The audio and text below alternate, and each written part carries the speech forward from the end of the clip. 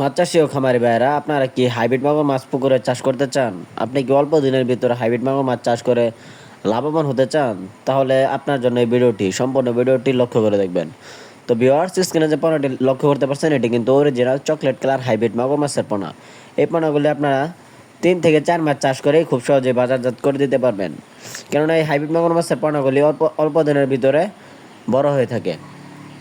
এই হাইব্রিড মাগুর মাছের পোনাগুলি পুকুরে চাষ করতে দিলে এই মাছগুলি 3 মাসে ওজন আসবে একটা 1 থেকে 1.5 কেজি ওজন। এইগুলা ডিপেন্ড করে আপনার খাদ্যের উপর। আপনি যত বেশি এই মাছগুলিকে খাদ্য খাবেন, এরা তত দ্রুত বড় হয়ে থাকে। এবং কি এই হাইব্রিড মাগুর মাছের পোনাগুলি আপনারা যে কোনো ধরনের পুকুরে চাষ করতে পারবেন। যদি আপনার পুকুর ময়লা আবর্জনা পুকুর থাকে, তাহলে এই মাছগুলি খুব সহজে আপনি চাষ করতে পারবেন। কেননা অন্য সকল মাছের চেয়ে এই হাইব্রিড মাগুর মাছের পোনাগুলির রোগ প্রতিরোধ ক্ষমতা খুবই বেশি। এরা সহজে মারা যায় না, এদের রোগ বেলায় নাই বললেই চলে।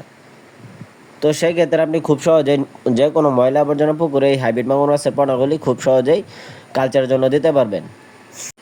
তো মাছ চাষি ও খামারি ভাইয়েরা, আপনারা যারা এই উন্নত জাতের চকলেট কালার অরিজিনাল হাইব্রিড মাগুর মাছের পোনা পুকুরে কালচারের জন্য দেওয়ার জন্য খুঁজতেছেন, আপনারা চাইলে কিন্তু আমাদের স্ক্রিনে দেওয়া নাম্বারে যোগাযোগ করতে পারেন। আমরা এই উন্নত মানের পোনাগুলি সারা বাংলাদেশের 64 জেলায় বিনামূল্যে ফ্রি হোম ডেলিভারি সার্ভিস দিয়ে থাকি। আমাদের কাছ থেকে আপনারা 100% গ্যারান্টি সহকারে উন্নত জাতের পোনা ক্রয় করতে পারবেন। তো ভিউয়ার্স, এই মাছগুলি কিন্তু বিনা খরচে চাষ করা সম্ভব।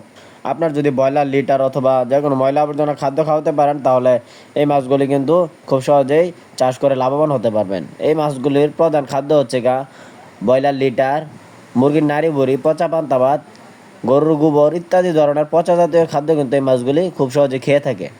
তো সেক্ষেত্রে আপনি বিনা খরচে এই মাছগুলি চাষ করে 3 মাসের ভিতরে লাভবান হতে পারবেন। তো ভিডিওটি ভালো লাগলে অবশ্যই আমাদের চ্যানেলটি সাবস্ক্রাইব করে রাখুন।